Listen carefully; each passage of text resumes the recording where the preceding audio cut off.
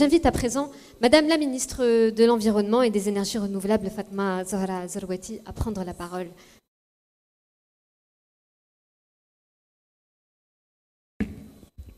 Monsieur Son Excellence, ministre de la Santé et de la Réforme hospitalière, Monsieur le directeur général de la résidence d'État, Monsieur Mrzi, et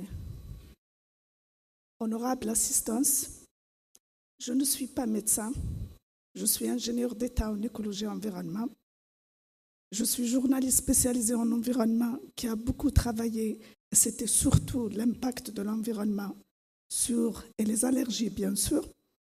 Et je veux partager ça avant de prononcer mon discours. En 1994, il y avait toute une ville à Annaba qui s'appelait le Bonnet. Je ne sais pas, il y a peut-être plein ici qui la connaissent. Tous les enfants étaient asthmatiques. Il y avait une très forte allergie. Pourquoi? Parce qu'il y avait à proximité une unité industrielle d'Asmidal. Il y avait l'unité d'acide sulfurique. Et comme il y a les émissions de gaz, quand il y a le vent, donc eux, ils ne font pas... Bien sûr, ils lâchent les gaz et ça va directement vers la zone, comme elle est très humide. Il y a les nuages, ça ne peut pas avoir un ciel dégagé. Et ça a donné une population carrément malade. Donc, on a fait une enquête et cette unité a été fermée. C'était suite à ça. C'est pour ça qu'on s'intéresse beaucoup. L'environnement et les maladies, c'est étroitement lié, surtout avec la pollution. Moi, j'en connais quelque chose, je suis victime. Je suis tout le temps allergique depuis que je suis ici à Alger. Et ça s'est répercuté sur notre santé, sur même les facultés de certains organes, y compris la voix. Voilà, je voudrais tout d'abord remercier de m'avoir invité à cette importante rencontre dont l'objectif est de réaffirmer l'existence de liens étroits entre l'environnement et la santé, et plus particulièrement les maladies respiratoires et surtout les allergies.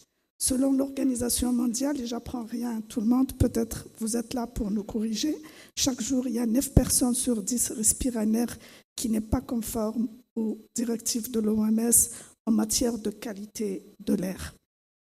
Par ailleurs, ma présence parmi vous me permettra peut-être d'évoquer des efforts menés en matière de lutte contre la pollution et plus particulièrement la pollution atmosphérique pour l'atteinte des objectifs de développement durable, notamment l'objectif qui est l'objectif numéro 3, qui stipule permettre à tous de vivre en bonne santé et promouvoir le bien-être de tous à tout âge, bien sûr.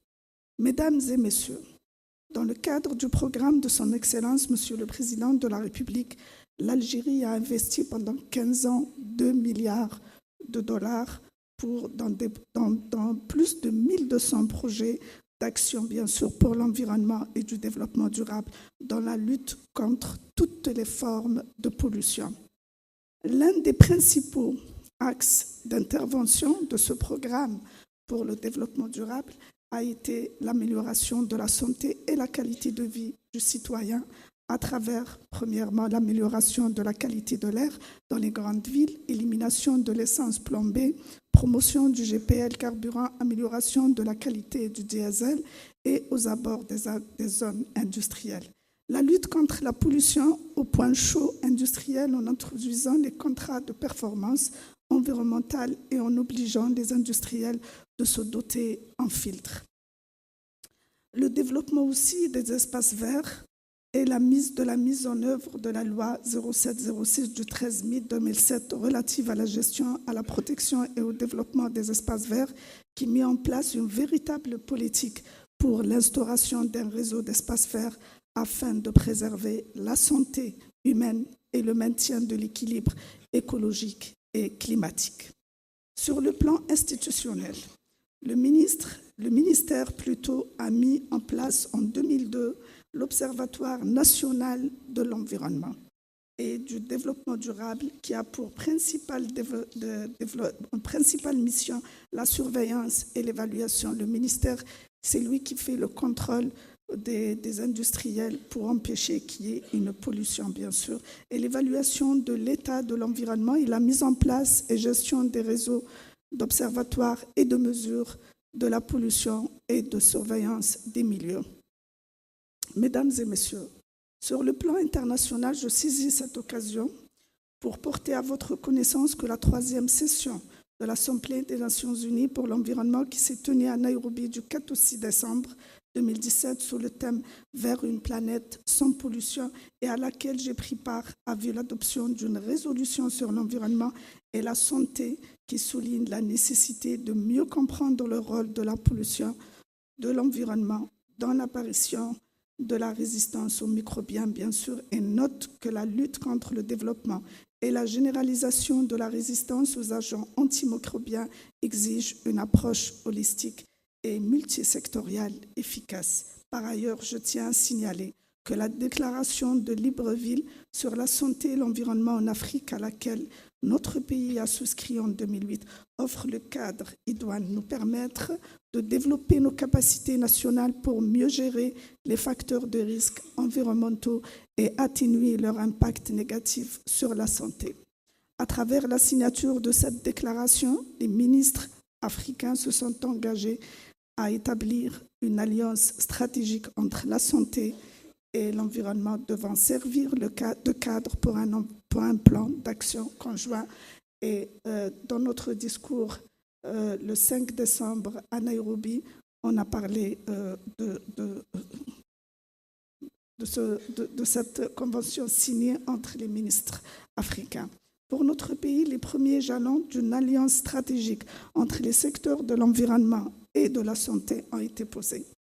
Il est essentiel, messieurs, dames, d'aller progressivement à la promotion des énergies renouvelables. On est le ministère des énergies renouvelables, à l'établissement aussi d'indicateurs d'économie verte qui permettront de mettre en œuvre les politiques adéquates devant conduire, bien sûr, à posteriori vers l'identification des principaux enjeux environnementaux et au suivi de l'impact des politiques en matière du bien-être humain, de redoubler d'efforts dans les domaines de l'éducation, de la formation et de la sensibilisation du public quant au lien entre la santé et l'environnement.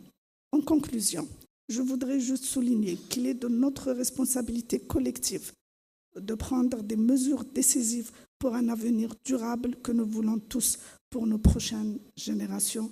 Et je tiens aussi à remercier l'Académie d'avoir retenu le thème environnement pour sa 3e édition de 2018. Merci.